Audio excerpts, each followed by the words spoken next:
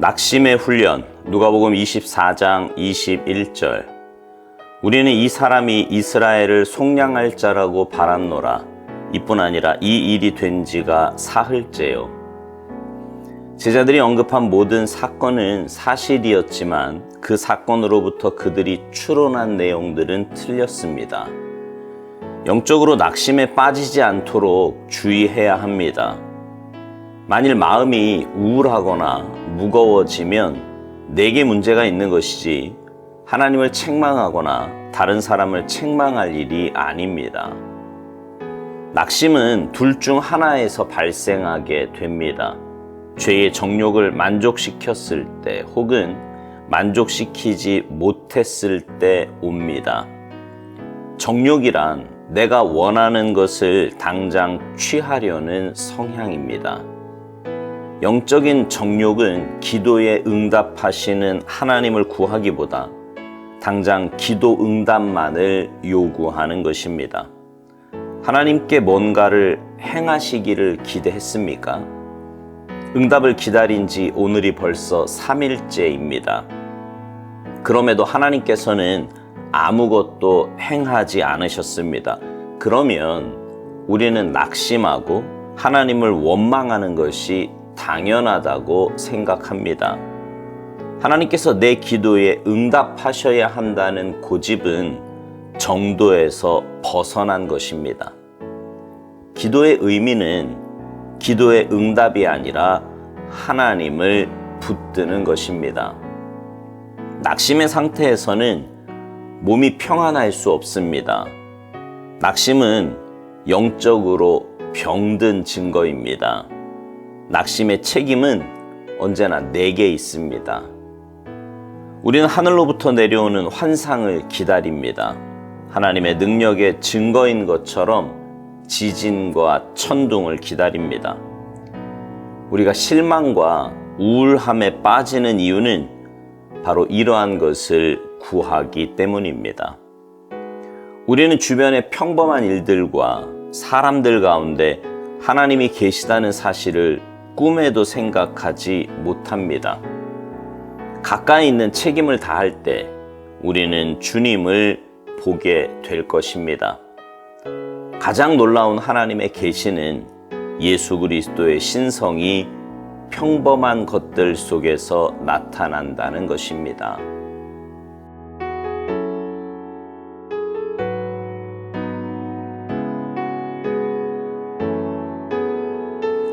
현대인들이 겪는 정신질환 가운데 하나는 우울증입니다. 우울증에 걸리면 식욕이 없어져서 식사를 잘 못하고요. 잠도 잘 못 잡니다. 사람을 만나기도 싫고요. 삶의 의욕조차 없어집니다. 사는 것이 너무 힘든데 왜 힘든지도 잘 모르겠고 만사가 다 귀찮아서 아무것도 하기 싫어지기도 합니다. 우울증의 원인에 대해서 의사들은 호르몬의 영향, 환경적인 요인, 또 유전적인 요인도 있다 그러고요. 또 스트레스 등에서 찾기도 합니다.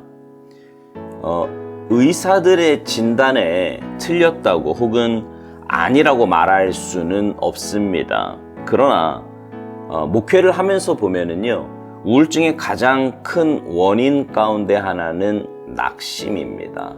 낙심.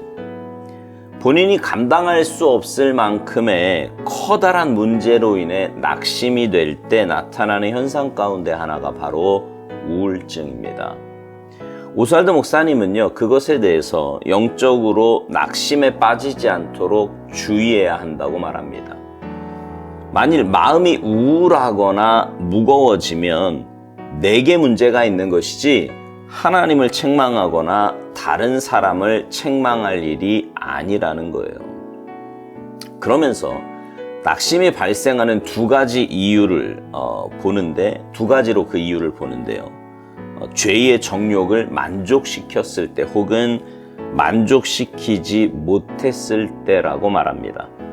사람은 누구나 어떤 일이나 사람에 대해서 기대감이 있습니다.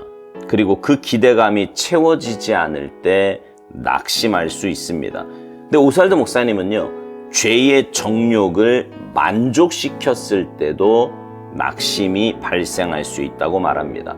여러분, 죄의 유혹에 넘어가 본 적 있으십니까? 아마도 누구나 한두 번쯤은, 아니 그 이상으로 죄의 유혹에 넘어가 보셨을 겁니다. 그러면 마음이 어떻든가요? 성취감에 들뜨거나 혹은 죄의 유혹에 넘어간 사실로 인해서 만족감이 있습니까? 아니면 다른 어떤 감정이 드나요? 근데 분명 하고자 해서 그게 유혹인지도 모르고 또 만족을 줄 거라고 생각해서 저질렀는데 그 일로 인해서 마음에 불안이 찾아오고요. 허전함 내지는 낙심이 들기도 합니다. 죄의 유혹에 넘어갔는데요. 왜냐하면 우리는 성령님을 모시고 사는 사람들인데 그 죄로 인해 내 마음 안에 계신 성령님께서 깊이 탄식하시는 거예요. 그러니 죄의 정욕을 만족시켰을 때에도 낙심이 발생할 수밖에 없는 거죠. 그러니까 여러분, 우리는 뭔가를 기대할 때 왜 그것을 기대하는지도 점검해 봐야 합니다. 내가 하는 모든 일들이 영적인 영역에서 벗어나는 일은 없어요. 무슨 말이냐 하면 내가 하는 일들 가운데 하나님의 터치를 받지 않아도 되는 영역은 없다는 말입니다. 그렇다면 내가 무엇을 기대하거나 누구를 만날 때나 무슨 일을 할 때나 그 모든 일들에 대해서 말씀의 기준으로 점검해 보는 훈련이 필요합니다. 이게 마음의 훈련으로 자리 잡으면 그때부터는 어떤 일을 만나도요, 그렇게 흥분하지 않을 수 있고요, 그렇게 낙심하지 않을 수 있습니다. 내가 하는 일에 성취가 있고 성공이 있다면 분명 기분 좋은 일이고 때로 가슴 벅찬 일이 될 것입니다. 그러나 그 일로 인해서 내 삶이 흐트러지거나 혹은 영적으로 해이해지지는 않습니다. 하나님의 허락하심이고 하나님의 인도하심 가운데 한 일이고 궁극적으로 따져보면 결국 하나님의 일인데 내가 오버할 필요는 없는 거죠. 내가 하는 일에 실패가 있고 문제가 있어도 마찬가지입니다. 그것으로 인해 그렇게 낙심하거나 절망할 일도 없습니다. 왜냐하면 하나님의 인도하심 속에 순종해 왔다면 결국 하나님의 뜻이 다른 곳에 있는 거고요. 또 이 일도 결국은 하나님의 일인데 내가 그렇게까지 낙심하며 괴로워할 일은 아니라는 거죠.